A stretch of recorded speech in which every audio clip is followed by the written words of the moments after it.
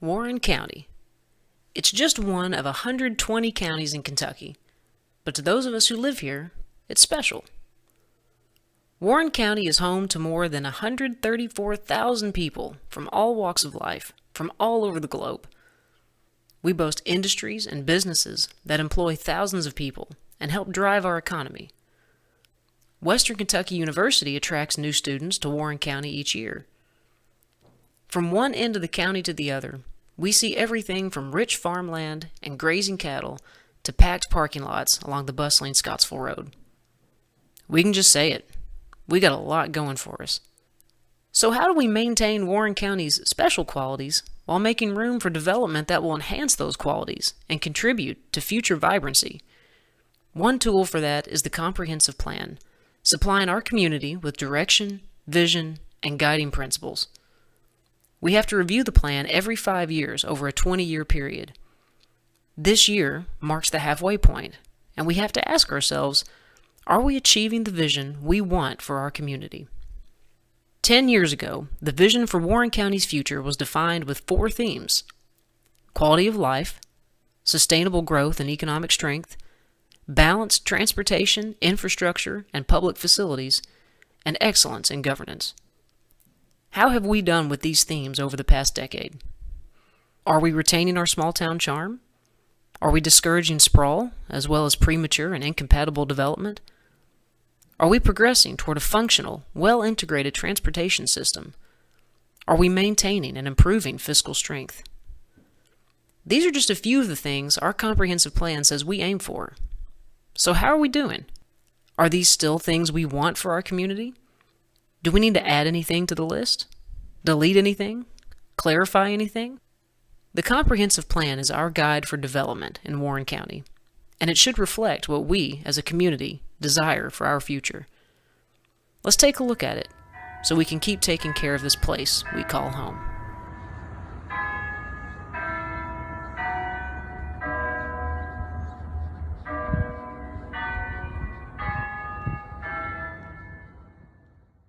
At this point, we're going to take a look at the vision and the guiding principles found in the first part of the comprehensive plan in Chapter 2.1.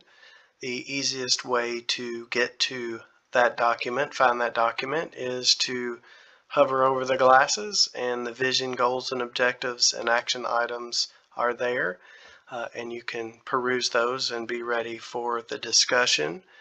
Alternately, you can also go to the Session 1 resource page and go to the bottom of the session resources, and you can find that document there. It links to the same thing. So look through this as we go through the next part of this presentation and ultimately get to the discussion panel questions.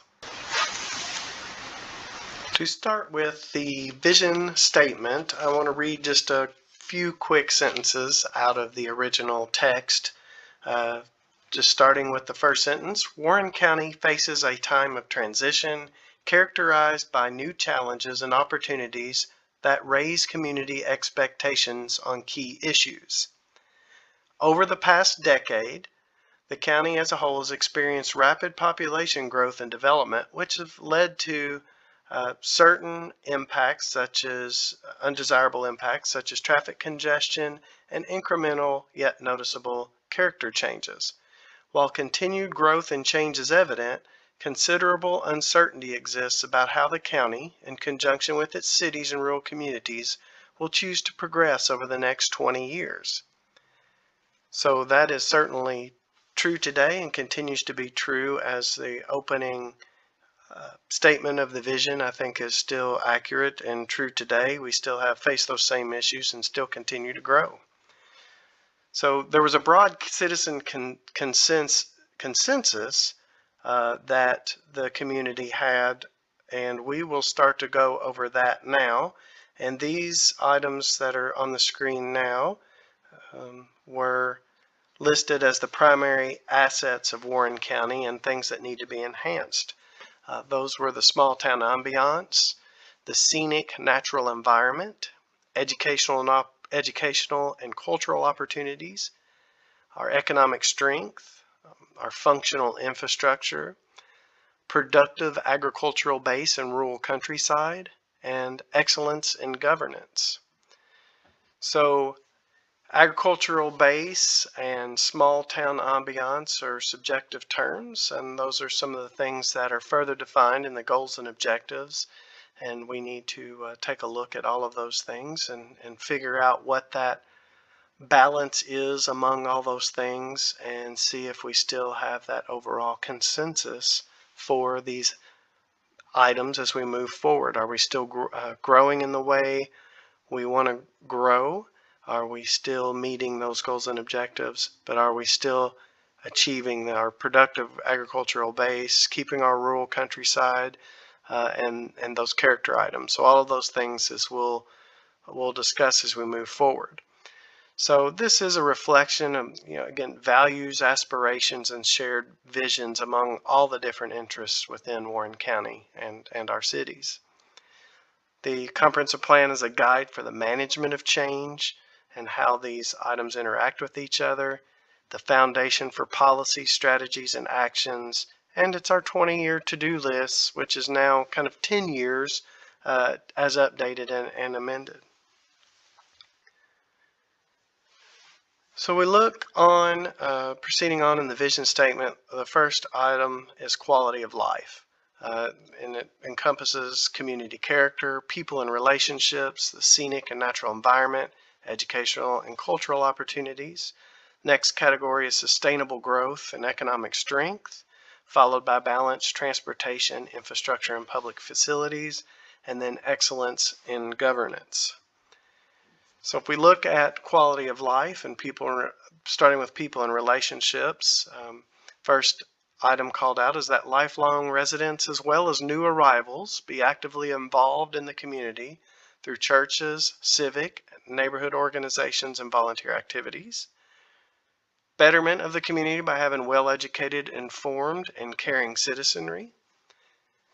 Having a variety of services and programs that address the needs of our multi-generational, multicultural community.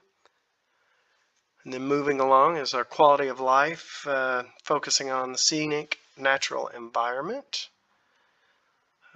Then we see our guiding principles is generally to improve our balance of land uses, discourage sprawl, strengthen our urban core, preserve farmland and open space, limit inefficient development, expand development and housing choices, promote connectivity and alternate transportation, improve the visual aesthetic character of the built environment. And I will just pause there to say that a lot of these items are things that the community has varying opinions on. So getting that balance and having these discussions is very important in figuring out how to move forward and how we may be able to hit the better mark as a community. And especially as we address items such as sprawl, and protecting our prime farmland and just a variety of housing choices and those types of things. If the land use infrastructure connection, we look at transportation accessibility, infrastructure, and adjacent land uses. Bowling Green in our urbanizing area, look at enhancing downtown, protect and strengthen existing neighborhoods, encourage revitalization and mixed use, walkable developments. And then that will lead to our implementation action plan assessment, where we will review our action plan progress, look at the deficiencies, what could we be doing better, what is no longer applicable, and then what accomplishments we've made in the plan. And then once we go through that, we will then take a look and have some comments and questions that we can discuss. So again, just wanted to review the vision a bit, look through the document that we referenced, and be ready to have that mindset and ready to have the discussion as we move forward. We will now look at our implementation framework and action plan found in Chapter 4 of the Focus 2030 Comprehensive Plan. It goes over some 265 items. Some are overlapping and somewhat repeat. We will look at that. And if you look on our website, this is part of Session 1, so we'll go to the Session 1 webpage. Scroll down to the bottom to Resources, and you will see our Implementation and Action Plan Evaluation, and that will come up and be a 32-page document in the plan. And hopefully you'll have time to go through these and kind of let us make comments, let us know how we're doing, what we need to be focusing on. Just a couple words about this action plan and implementation framework. It does not appear it was updated in 2012 upon the adoption of the plan. There are several references that were part of the draft in the 2008 version and revisions, and those did not make that to the adopted 2012 plan. So many of those changes are what you see here crossed out in red. For example, LU2, this was this did not make it to the adoption, and so we have the note out that this is referring to a tiered growth management framework that did not make it. So again, we have highlighted those changes to be made. So the other thing I want to mention is that many of these action items are stated for agencies that are outside of our office, so we tried to limit most of our comments to things that only the Planning Commission staff has purview over, but obviously we can discuss any of those items as we move into the discussion meeting. Just to move along here, the first one we'll look at is LU5, consider increasing or refining open space standards in new residential development to ensure is usable and of scenic or ecological value. We had a erroneous or NCR 1.3.6, which was not adopted as part of the 2012 plan, so looking at removing that. But in general, staff were saying that we need to reevaluate this, that this LU5 was really geared towards, or LU 2.1.1, which is really geared towards implementing new regulations requiring open space and new developments. So many attempts have been made, but private open space has largely fallen short of expectations. Our local governments have expressed an aversion to taking over and maintaining small parks within neighborhoods as the developer develops them, not as the city develops them. So we just need to probably look at that, reevaluate that, and see what the possibilities are there again.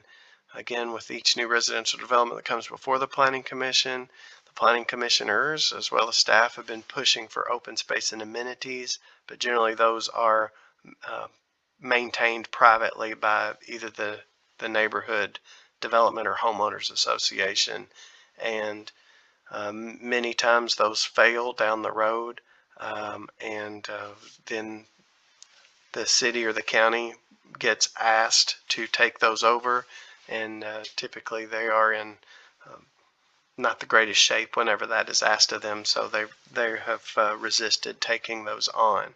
So we need to just kind of reevaluate and look at that. This was a specific action ID or action item.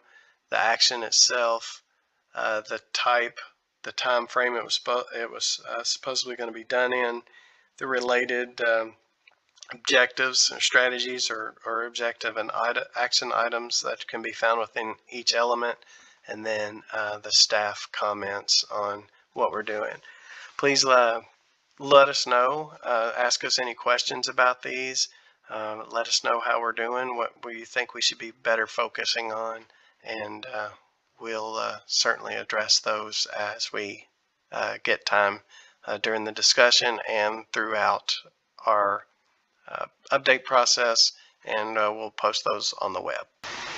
As you go through the vision, guiding principles, and the goals and objectives, and the implementation and evaluation framework, if you have any questions on this content or on those resources, you can submit those at any time at planninginfo@bgky.org with the subject of Session 1 question, and we will answer those immediately if it's a question on something we can help with, or if it's a question you would like to see if we can discuss that at the discussion meeting.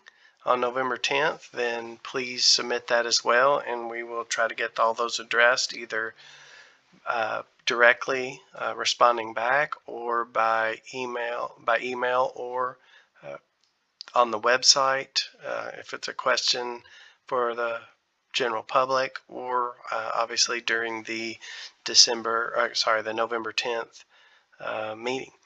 So some of the questions we'll be asking at the November 10th discussion forum are here for you to look at. Are we achieving the vision for the community set out in the Focus 2030 Comprehensive Plan? Again, these will be just general questions we're looking for comments and answers for that we can capture that'll help direct us as we move forward through this process and consider changes.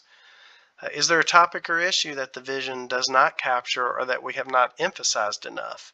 Again, as you look through the implementation framework or through the vision itself, is there something you would like to see better emphasized or more emphasized?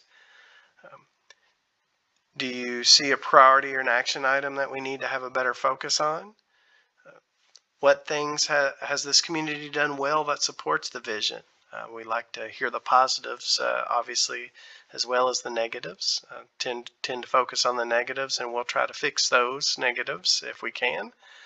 But there's positives too. This community it's a great community doing great things, and we want to focus on those positives as well. And then what subject or issue would you like to see addressed as we move forward with this process? Again, this is going to take about a year. We want to make sure that we address as much as we can, review as much as we can, provide whatever the appropriate amount of information that everyone would like to have as much as we can. So that is what we're hoping to accomplish. So next up, we'll again have our Session 1 discussion on Wednesday, November 10th at 5:30 p.m. in the Capitol Arts Building. Again, thanks to the Public Library for making that possible. The venue should be big enough to allow us to social distance if you're so inclined to do so. Masks will be optional, so that will give us the biggest venue, hopefully a big enough venue to accomplish what we need to do in person. So I think that's important to have that interaction. Again, email questions or comments, planninginfo@bgky.org with the subject of Session 1, and we will hope to see you there. Next will be in December. We'll move into Session 2, where we'll do a demographics review, probably be a general review with what 2020 census data has been released.